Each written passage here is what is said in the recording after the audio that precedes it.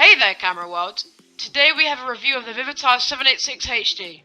This is a diminutive action camera for those out there with a strict budget. But can it stand up to the more prominent GoPro? And is it a strong candidate for budget cameras out there? Let's find out.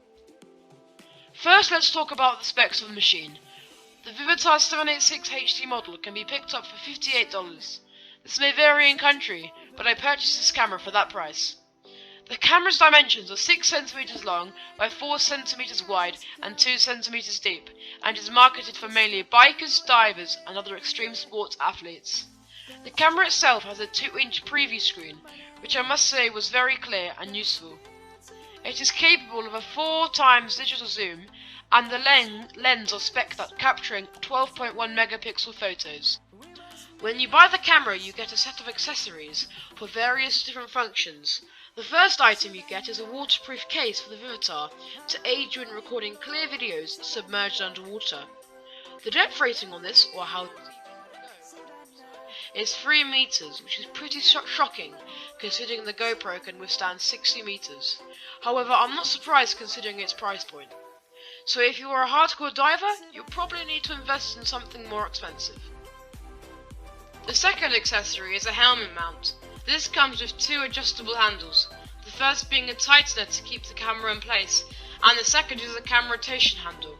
This mount can be compromised to do other things, such as strapping a camera to an elevated position or locking it to your chest.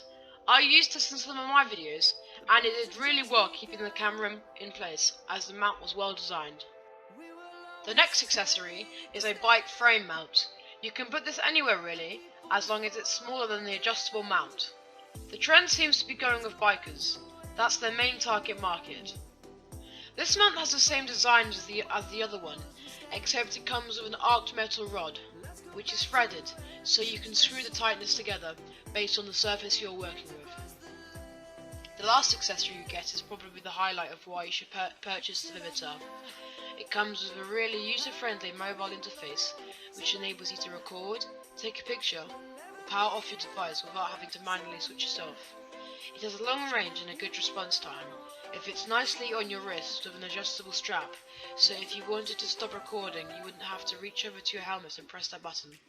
Lastly, we come to the topic of power and how you can download the content you create on the camera. First, let's start with power. The Vivitar comes with a standard conventional 5V power supply, which is detachable to a USB to micro USB cable. This plugs into the Vivitar on the side of the camera with a micro USB cutout. As with storage, it accepts a micro USB card, which is not included, which I found very annoying during purchase. So that concludes today's review. The Vivitar is a great camera coming in at $58. Sure, it's not as good as the GoPro, but what do you expect? You get what you pay for. So like, subscribe, and comment what you thought about the video, and whether you'd consider buying this camera.